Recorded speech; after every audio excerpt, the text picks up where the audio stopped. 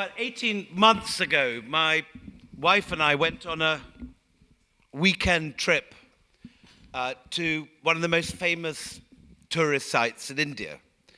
And it's the kind of thing you could do, like going to Stonehenge. And we stumbled over something which could only happen in India. The Archaeological Survey of India, which is the kind of Indian equivalent of the National Trust or the English Heritage, had restored the oldest paintings in the site and discovered some of the oldest serious pictures of human beings in the world. I mean, proper portraits of individuals, of human beings with emotions and and they hadn't told anyone. This amazing restoration job. It's like redoing the Sistine Chapel. I remember when the Sistine Chapel was redone, there was a whole issue of the Sunday Times, a special supplement, all the pictures. And these guys had found not just the oldest Buddhist paintings in the world, the source of all the images which subsequently went over the Himalayas, through China, to Japan, to Korea, to Laos, to Cambodia. They're the oldest Buddhist paintings in existence. And they didn't do anything. They didn't tell anyone. So what I'm going to show you in the next few minutes are the oldest Buddhist paintings in the world and some of the oldest paintings of human beings that were ever painted outside pictograms in caves in Spain and France, but proper portraits of individuals. And they're absolutely remarkable. So the story begins in 1819, when a British hunting party is tracking a tiger through the edges of the dominions of the Nizam of Hyderabad. And this is one of the last areas of India that is uncolonized. It's still ruled by a kind of detached fragment of the old Mughal Empire. And these guys are following pug marks through the jungle, through some incredibly beautiful scenery, inland from Bombay. And right at the end, you just see some strange sort of marks on the cliff face. As they got closer and they followed the pug marks, they came across things that were clearly not natural, that were that someone had made these.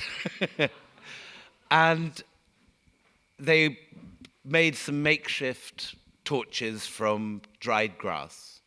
The guy with the wonderfully imaginative name of John Smith was in charge of this party, which slightly spoils the story. But he went inside, and what they found were these extraordinary images, which are rather more sensuous than you might expect from a Buddhist monastery, which is what it was. In early Buddhist art, clearly they didn't find these distracting in any way. This is the temptation of the Buddha by the daughters of Mara. And quite early on, people realized there were two different periods involved here, that most of the stuff was about 600, 500 AD. But there was 3 caves in the center, which were 600 years earlier. Now, there's the same difference between us and the Tudors. And when you go around the site today, it's very easy to imagine it's all from one single period. But there are actually 2 totally distinct periods. A sort of curse is attached to studying these caves. When they were discovered, the company, the East India Company, because at this point, the British government is not ruling India. A multinational company is ruling it. The East India Company is answerable only to its shareholders. And when it takes over the whole of the old Mughal Empire, with a few individual fragments of which this is one, it is run by an office which is under the current Lloyd's building. And there are 35 employees in the head office of the East India Company when it takes over the old Mughal Empire, when it wins the Diwani of Bengal, Bihar, and Orissa. And this is one of the most sinister multinationals that have ever existed in history. For 35 people in a head office, a building about the size of the tabernacle, 5 windows wide, by 1750 by 1760 has gained control of the whole of the east coast of India, and 60 years later has controlled all of it. So this is the kind of background that this discovery is taking place. That the guys discovering this are not British soldiers, but they're basically sort of like sort of G4S. They're private security guards working for this incredibly dodgy, voracious. The East India Company conquers more of India in 15 years than Napoleon conquers of Europe. It's an extraordinary land grab by a company. It's the ultimate example of corporate violence in world history. But all sorts of interesting things happened, including the discovery of Ajanta. Oh, I pressed the wrong button here. Hang on.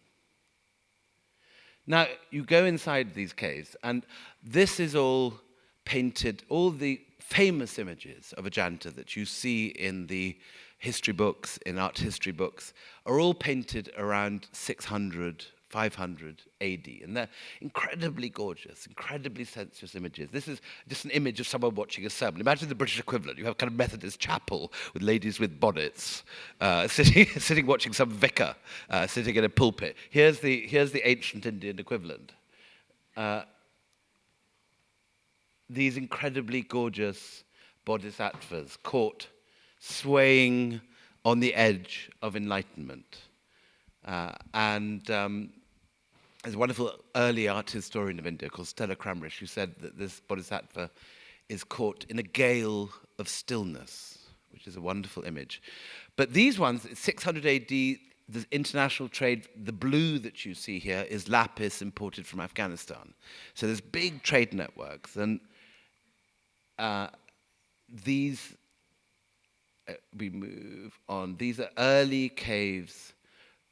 This one is built around the time, it's 300 years before Augustus rebuilds Rome, 300 years before Jesus Christ, and the planks of the roofing are still totally intact. These are very, very early. They're some of the oldest, if not the oldest, intact rooms in the world, with a few exceptions of sort of Skara Brae in Orkney and a few long barrows in Wiltshire and northern France.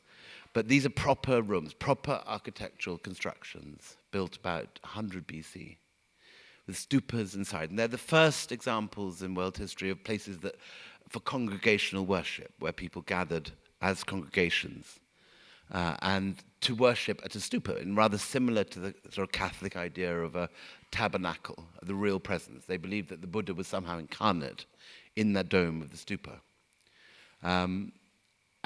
These later caves from about 600 AD have an awful lot of international figures. This guy on the left has a Phrygian cap, so he's come from sort of the area that ISIS now controls. He's from sort of Mosul. He wouldn't be allowed to have that sort of cut of his beard today. He'd have to grow it much longer. But these guys have come in from far away. But the earlier caves, which have just been restored by an amazing man called Manager Singh,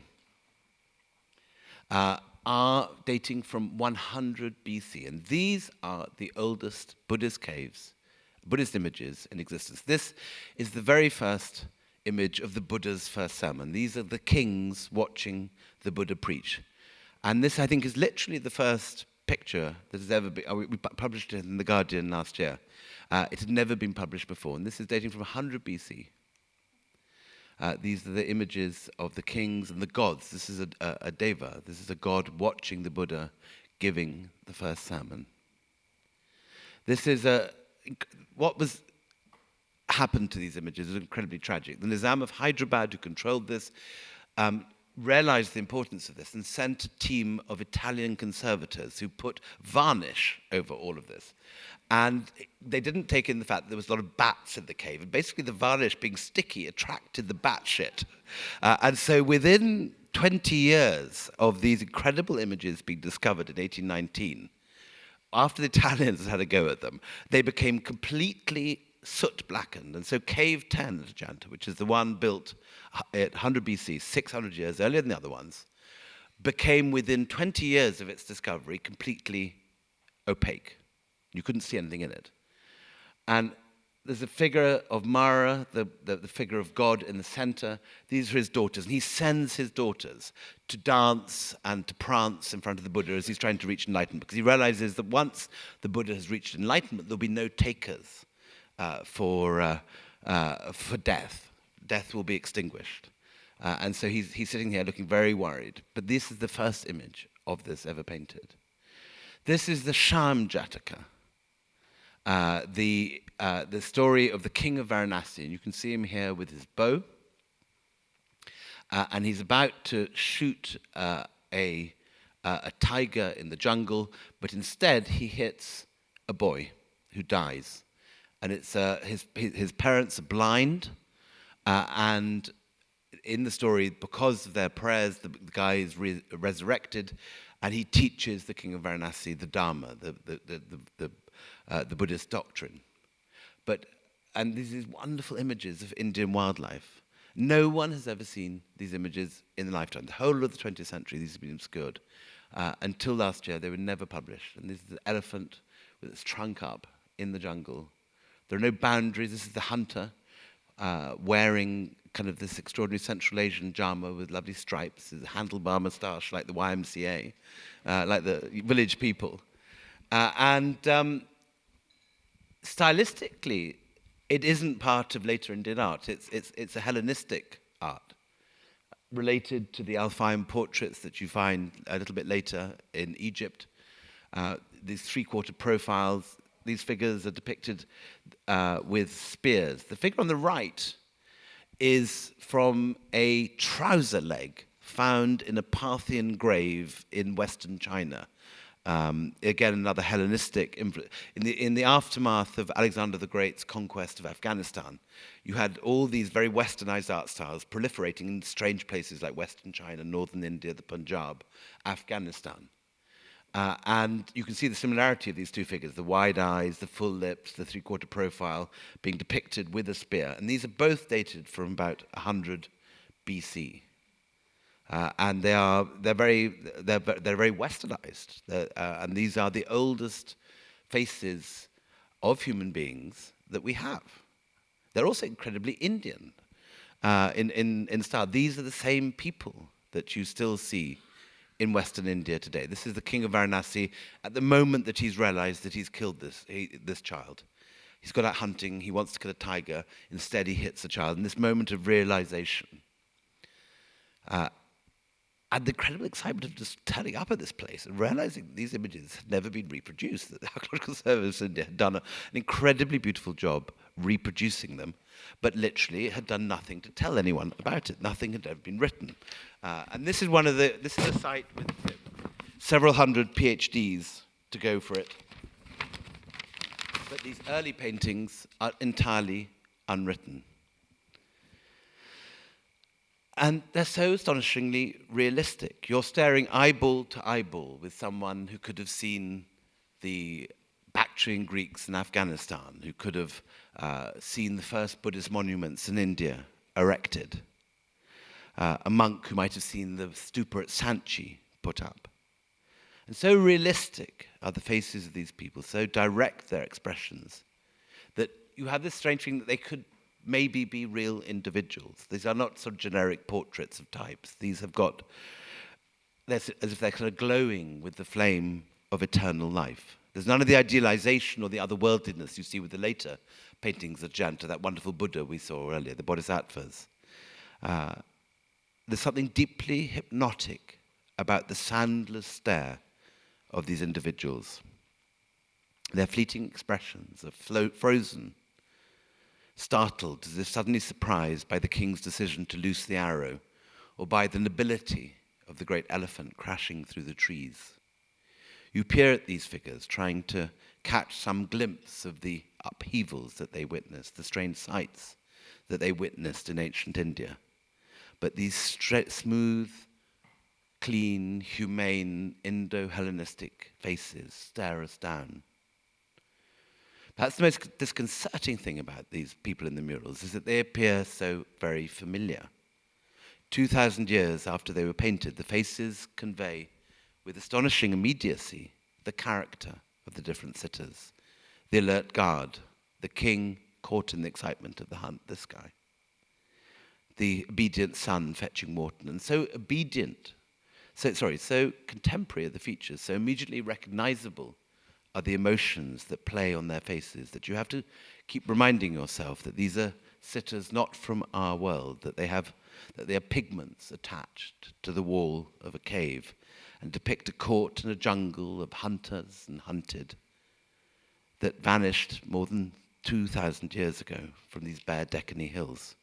Yet they're still evidently the same people that inhabit Western India today.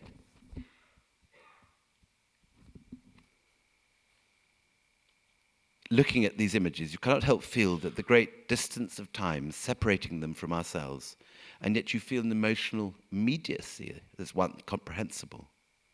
Looking at the guards who admit you to the cave, they are very similar in all their features to these people on the walls. We took the glass down that covered them to take these pictures. And during the lunch break, when we're in the middle of the shoot, they began discussing among themselves which of them looked most like which of the people on the walls. And the women on the cave walls of the daughters of Mara have the same bangles as the Banjara tribes which still inhabit these hills today. It's odd and eerie to stare into the eyes of men and women who died more than 2,000 years ago, but odder still to feel that these faces are somehow immediately familiar. Thank you.